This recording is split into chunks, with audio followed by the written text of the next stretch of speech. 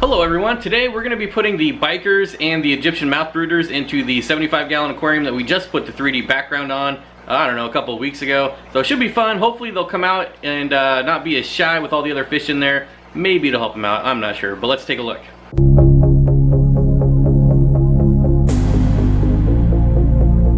Alright, so I'm just starting out siphoning this sand here a little bit. We gotta lower the water, add some hides for the bikers. As you can see, still lacking plants. I did put the order in, but they did not come in, so that's always a bummer. Hopefully next week we'll get some plants in here. I am gonna do a lot of crypts, and I might try to steal some plants out of some other tanks just to get things started. Next up, just gonna give this a good rub down here. I do need to add a rub down, nice. Anyways, I do need to add a bristlenose pleco in here just to take care of some of this algae. And maybe we'll do that this video. I'll scoop one out of the breeding fish for profit tank. That is still here, but it does not look good, which is why you haven't seen it in a while. And honestly, most of the fish are gone. Still lots of shrimp, but not very many guppies, not very many plecos. Kind of scaled down that project a while ago. Alright, there we go, looking pretty good, except for the lack of green. Definitely need some plants in here. So here's what I'm working with. These are just the standard plant stakes that you can buy on Amazon. Pretty cheap, especially for caves. And then just some pots here that I've drilled out. Various sizes, various size holes, things like that. Let them pick what they want.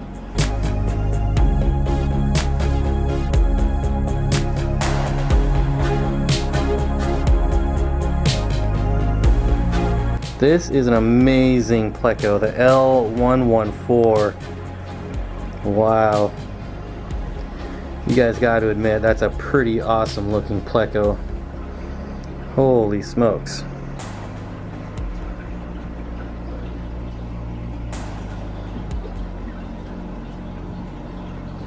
That's kind of a spot underneath that piece of wood there. Normally I don't get lucky when it comes to filming that guy, which is why you haven't seen him on this channel in a very long time, but we got lucky there. Really cool to see that guy. I think this tank is gonna end up looking pretty sweet once we get some plants in here, definitely. Lots of good wood. I really like this piece right here. These are actually two completely separate pieces. It looks like it was pretty much just broken off of there, but nope. Just happened to line up like that and look pretty good. So maybe put some boost on there or some Anubias Nano Petite. Not sure yet. If I could find some Christmas moss, that would be good. I kind of destroyed my last batch of it in that paludarium, but oh well, maybe some other type of moss, I'm not sure. Alright, I also dropped the water level in this tank about halfway, and I'm hoping we're gonna get lucky with the bikers if they're already in tubes. I see one over here. Hopefully he doesn't spaz out and jet out of this tube. Can't really see. He might have snuck out of there, but we're about to find out. Nope, there he is. Spazzing out, of course. Calm down, buddy. Lots of places for you to hide. Alright, looks like we got another one hiding in this tube here. Hopefully we'll have another easy catch.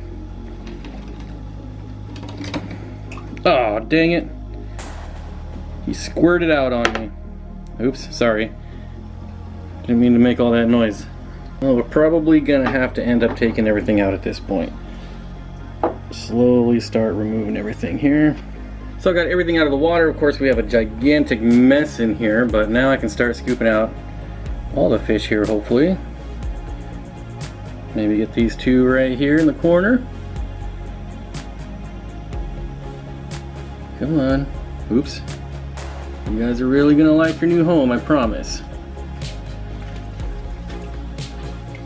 Alright, calm down.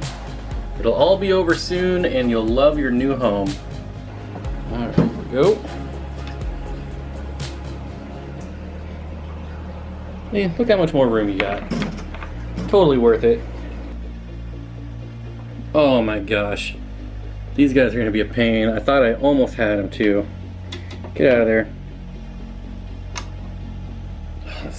I got a defective net. There's a hole in my net.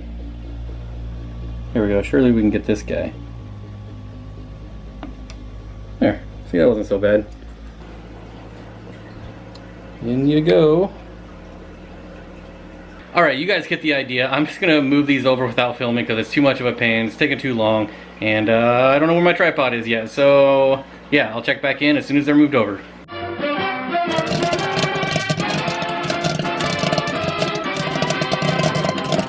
And now, on with the show.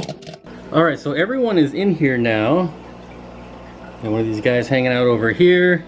Another one in the back there. See him scooting along. And I don't see the third one currently. So I'm currently filling the tank back up here. As you can see, I've already added my Seachem safe. So we're good there. And then I'm just gonna let these chill out for a couple days and then check back in with everyone and show you all the fish in here when they're settled in. So it's been a few days now and the bikers have really settled in. This guy's just hanging out over here. This guy just perches himself up on top of this piece of wood here, which is awesome. And the other guy, he's still kind of spazzy, to be honest. He's back there behind the sponge filter. I just walked in here, so he's spazzed out. He thinks he's hiding back there, but he's not. He's okay. He's not dead, I promise. He just spazoid out over there. This guy is instantly becoming my favorite. Seriously, just cruising in the current, just hanging out. Man, what a life, I tell you. Alright, so again, these guys are doing great. I'm gonna drop some bloodworms in here, just right here. Throw them in there, let them eat, chow down. This guy in the corner over here has kind of calmed down a little bit. He's out playing. Here we have this guy cruising around. You can smell the bloodworms.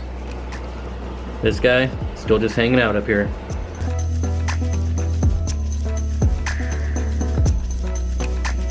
So I'm really gonna have to pay attention and make sure these guys are getting fed. They're not exactly the fastest fish in the world. You can see the bleeding heart tetras, they're very quick to the food. This guy's hoping some's gonna make it down there. This guy's slowly making his way over. But I'll probably end up having to feed some at night when the lights are off too, just so these pollies can get some food. They don't seem to be having much luck right now. That was a pretty big chunk of bloodworms too. I'll definitely have to throw some food in here at night when the lights are off.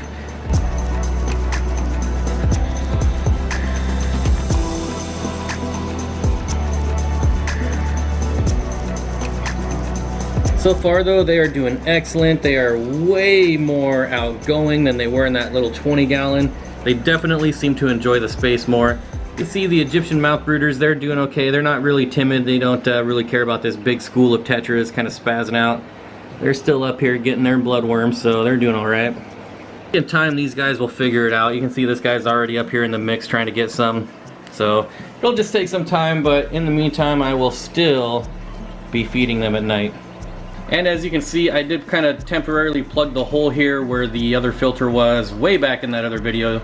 You remember there was a hang-on back filter here. There's a hole right here, so put that down there. Got some nice weights on here. Also got some stuff on the lids here. I don't think they're big enough yet to pop these lids off, but better safe than sorry. But once we get the plants in here, I think this tank is really gonna start shaping up and looking good. Alright, so we're kind of at a standstill with this tank until the plants come in, which should be this week. Like I said, I'm going to do a lot of crypts. Not sure which ones yet, but we'll see when they come in, or actually when I order them, I don't know. Sometimes they substitute, so I'll just probably order assorted crypts and see what I get. I want to thank everyone who kind of sticks around and watches these videos and just hangs out with me while I'm working in the fish room. I really appreciate it. Don't forget to leave a like and a comment, and I'll see you all next time.